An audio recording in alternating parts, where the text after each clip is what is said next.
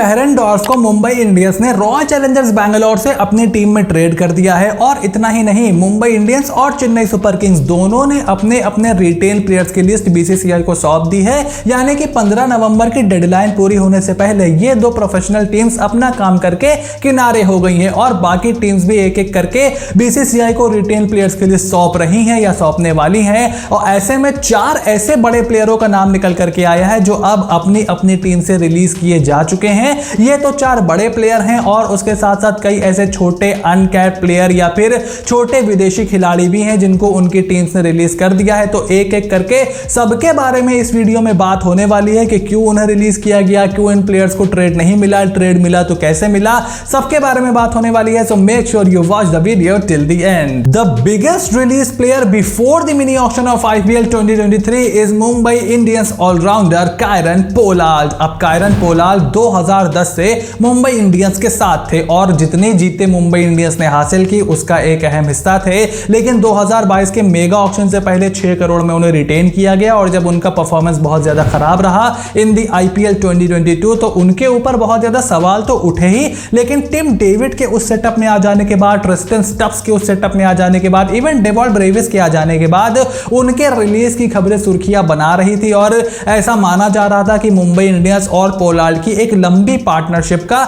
And यहां पर हो सकता है और हो भी ठीक वही रहा है। मुंबई इंडियंस ने जो रिटेन प्लेयर्स की लिस्ट सौंपी है बीसीसीआई को उसमें सोर्सेज ये जानकारी दे रहे हैं कि कायरन पोलार्ड का नाम नहीं है और उनको रिटेन नहीं किया गया है। अब क्या कम दाम में मिनी ऑक्शन में 1 आधा करोड़ 2 करोड़ में दोबारा मुंबई इंडियंस कायरन पोलार्ड को खरीदेगी, उनका अगला मूव क्या होगा ये देखना बहुत ही इंटरेस्टिंग होगा।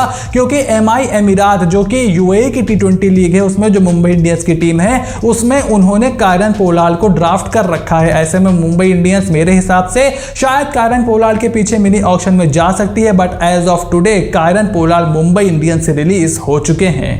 Second biggest release before the IPL 2023 mini auction is Punjab Kings ex captain Mayank Agarwal. अब मयंक अग्रवाल को जब पंजाब किंग्स से रिलीज किए जाने की खबर आई थी, ऑफिशियल कंफर्मेशन नहीं, जो पहले एक खबर आई थी हमने वीडियो करके आपको बताया था, तब मैंने आपको इत्तला किया था कि मयंक अग्रवाल अगर कप्तानी से सच में हटाए जाते हैं तो फिर उनका पंजाब किंग्स में बने रहना बहुत ही मुश्किल हो जाएगा। क्योंकि एक तो उन पर पैसे बहुत ज्यादा खर्च किए थे और दूसरा मयंक अग्रवाल खुद कहेंगे कि भाई इतनी बेइज्जती 1 साल के बाद ही कप्तानी से हटा दिया, चलो दूसरी टीम में जाकर के देखते हैं। ये टीम तो वैसे भी अपने मन की करने नहीं देती। और तब भी मैंने एक्सप्लेन किया था कि कोलकाता नाइट राइडर्स बहुत इंटरेस्टेड हो सकती है मयंक अग्रवाल में और अब न्यूज इसी ओर इशारा कर रहे हैं कि कोलकाता नाइट राइडर्स मयंक अग्रवाल को अपनी टीम में शामिल कर सकती है। अब क्या मयंक अग्रवाल ट्रेड होंगे, क्या मयंक अग्रवाल केकेआर में मिनी ऑक्शन से पहले चले जाएंगे, यह देखना बहुत ही इंटरेस्टिंग होगा। लेकिन as of today Mayank Agarwal has been released by Punjab Kings. Third big release of IPL 2023 is Shardul Thakur from Delhi Capitals। अब शार्दुल ठाकुर उन चुनिंदा भारतीय गेंदबाजों में आते हैं जो कि अच्छी खासी बल्लेबाजी कर सकते हैं और नीचे आकर के अच्छी पेस हिटिंग के जरिए मैचेस को फिनिश कर सकते हैं। लेकिन एक बार फिर से 11.25 करोड़ रुपए दिल्ली कैपिटल्स ने शार्दुल ठाकुर को दिए थे जो कि मेरे हिसाब से बहुत ज्यादा थे। मैं ऑलरेडी मल्टीपल वीडियोस में इस बात को एक्सप्लेन कर चुका हूं कि शार्दुल ठाकुर से आप डेथ ओवर में गेंदबाजी करवा नहीं सकते, टॉप 6 में बल्लेबाजी वो करते नहीं है। ऐसे में 11.25 करोड़ रुपए ऐसे खिलाड़ी को देना बहुत ज्यादा था। मे भी 6 से 8 करोड़ तक अगर आप उनको रखते तो शायद आप उनको ना रिलीज करते।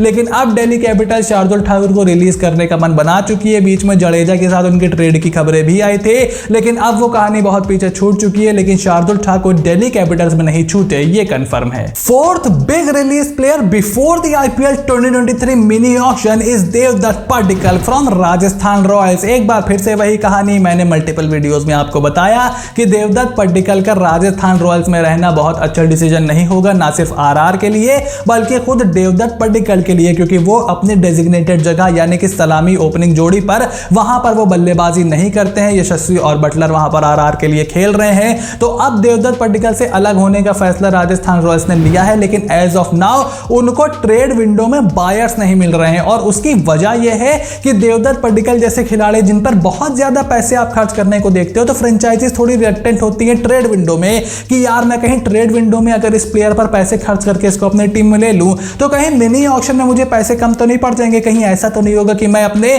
चहीते गेंदबाज को खरीद रहा हूं और पैसे मेरे पास कम पड़ जाएं। तो वो इंतजार करते हैं मिनी ऑक्शन का कि कौन किस दाम में बैठता है, क्योंकि तब आपके पास पिक्चर क्लियर होती है, आपके पास रिटेन रिलीज प्लेयर्स की लिस्ट होती है, अवेलेबल प्लेयर्स की लिस्ट होती है, किसे आपने टारगेट करना है वो आपके माइंड में क्लियर होता है और पर्स भी आपके पास क्लियर होता है। बट अभी थोड़ा सा ऊंचे नीचे हुआ तो फिर मिनी ऑक्शन में लेने के देने पड़ सकते हैं, जैसे कि मेगा ऑक्शन में हुआ। जिन टीम्स ने अपने बड़े बड़े प्लेयरों को रिटेन किया, खूब सारे पैसे खर्च किए, आप देखिए उनका मिनी ऑक्शन इतना अच्छा नहीं गया था। लेकिन जिन्होंने एक मीठा स्पॉट पकड़ के रखा था जो बैलेंस था, जैसे Lucknow super giants, royal Challengers Bangalore, इन्होंने एक अच्छी बैलेंस टीम बनाई थी। लेकिन मुंबई इंडियंस, केकेआर, सीएसके ये थोड़ा सा पीछे रह गए थे क्योंकि ये बड़े नामों के चक्कर में भी फंस गए और उनके पास बजट भी थोड़ा सा कम था। तो ऐसी चीज फ्रेंचाइजीज नहीं करना चाहती हैं, लेकिन देवदत्त पड्डीकल राजस्थान में नहीं रहना चाहते हैं, ये कंफर्म है।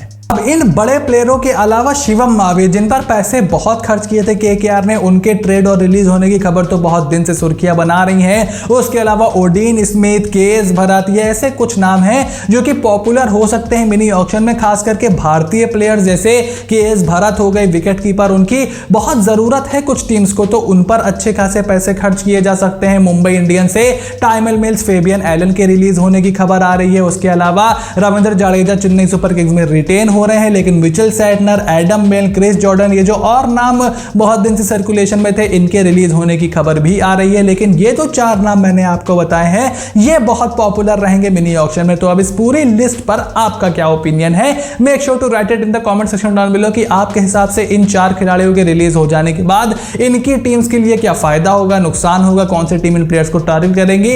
हर कमेंट पर मेरी नजर है। I will try to reply each and every comment. So comment your opinion down below और चैनल को सब्सक्राइब जरूर करिए, नोटिफिकेशन की घंटी बजाइए, क्योंकि आईपीएल की ट्रेड विंडो के बाद आईपीएल के मिनी ऑक्शन को लेकर मल्टीपल सीरीज मैंने प्लान कर रखी है, बहुत मजा आने वाला है। So you have to stay tune and I will see you soon in the next video.